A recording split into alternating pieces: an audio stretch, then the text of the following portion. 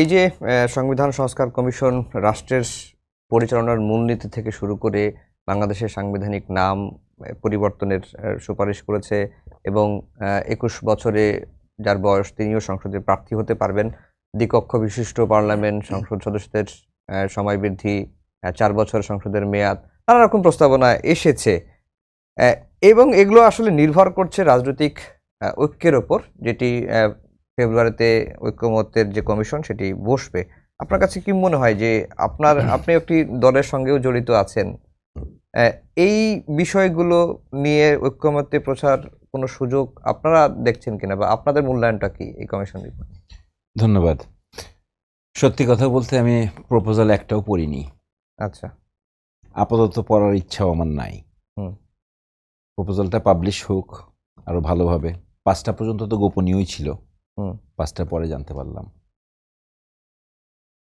Change করবেন, ভালো কথা, করবেন যদি করতে পারেন।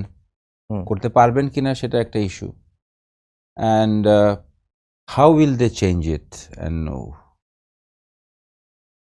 হু, মানে তারা কেন চেঞ্জ করতে চাচ্ছেন, এটা হচ্ছে আমার মূল বিষয়। কারণ সরকার চালানো, রাষ্ট্র চালানো, এটা একটা রাজনৈতিক প্রক্রিয়া। এটা এমন না যে আপনি কোনো কোম্পানির সিইও হয়ে বসলেন, অ্যাডমিনিস্ট্রেশন চালালেন, সেটা না, সেটা ব্যুরোক্রেটিক কাজ। এখন সংস্কারের কথা যদি বলা হয়, তাহলে আমাদের বিএনপির থেকে অলরেডি 31 দফা দিয়ে দেওয়া হয়েছে রাষ্ট্র কাঠামো কিভাবে আমরা সংস্কার করব।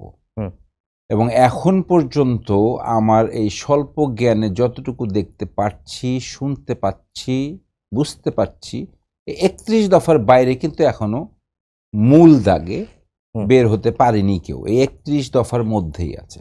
এখন নতুন কথা উঠে যে আপনি জাতীয় সঙ্গীত বদলাবেন, নতুন কথা উঠে আপনি সংবিধান বদলাবেন, নতুন কথা উঠে আপনি কি প্রোক্লেমেশন অফ ইন্ডিপেন্ডেন্স দিবেন, দিতেই পারেন। এখন প্রবলেমটা হলো কি, যে আমরা কিন্তু যদি নির্বাচনের কথায় যদি আমরা আসি, নির্বাচন, হ্যাঁ অবশ্যই নির্বাচন অবশ্যই লাগবে। এভাবে একটা দেশ চলতে পারে না।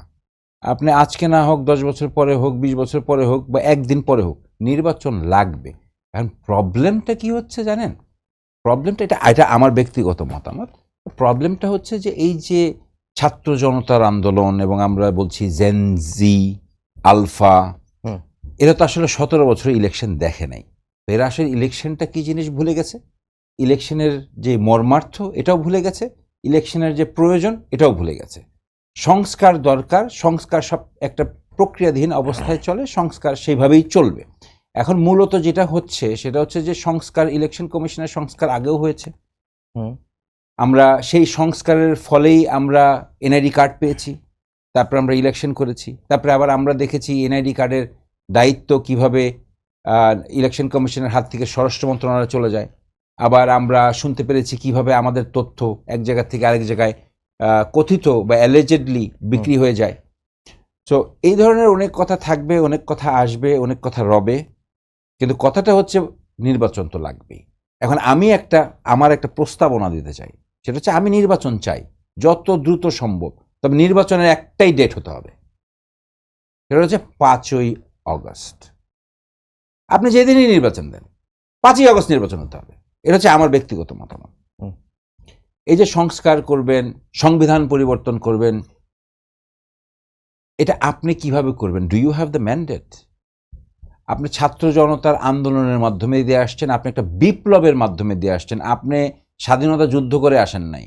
আপনি যেই বিপ্লবটা করে আসছেন সেই বিপ্লব, আমি একটু বলে নেই, এই বিপ্লব গণ অভ্যুত্থানটা কি গণ অভ্যুত্থান বিপ্লব, এটা অতীতেও হয়েছে। 86-তে হয়েছে, 91-তে হয়েছে, 96-তে হয়েছে, 2001-এ হয়েছে, 2006-এ হয়েছে। এটা বাংলাদেশের কালচারে এটা আছেই। কিন্তু আমরা এমন কোনো কিছু করিনি যে আমরা আমাদের একটা মানচিত্র তৈরি করেছি, বা আমরা এমন কিছু করিনি যে আমাদের মানচিত্রের সঙ্গে আমরা আরেকটা মানচিত্র অ্যাড করে আমরা নতুন করে আবার ইয়ে করে আসছি। এটা আমার ব্যক্তিগত মতামত। সেই জায়গার থেকে যে, আর ছাত্র জনতার বিপ্লব, সবাই ছাত্র জনতার বিপ্লব 5ই অগস্ট 2 মাসে 3 মাসে ওরা যা করেছে, এটা কোনোভাবেই অস্বীকার করার কিছু নেই, কিন্তু দুঃখটা লাগে অন্য জায়গায়।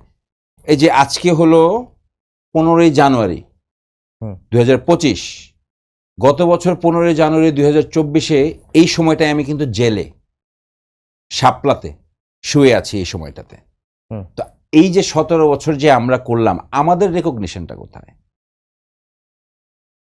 ছাত্র জনতাদের আন্দোলনের কথা, আমরা তাদের রক্তের কথা কোথাও বৃথা যেতে দিচ্ছি না, কিন্তু 17 বছর আমাদের ছাত্র দল করেছে, যুব দল করেছে, আমরা করেছি, আমাদের রেকগনিশনটা কোথায়? এই রেকগনিশনটা কিন্তু আমরা কোথাও পাচ্ছি না।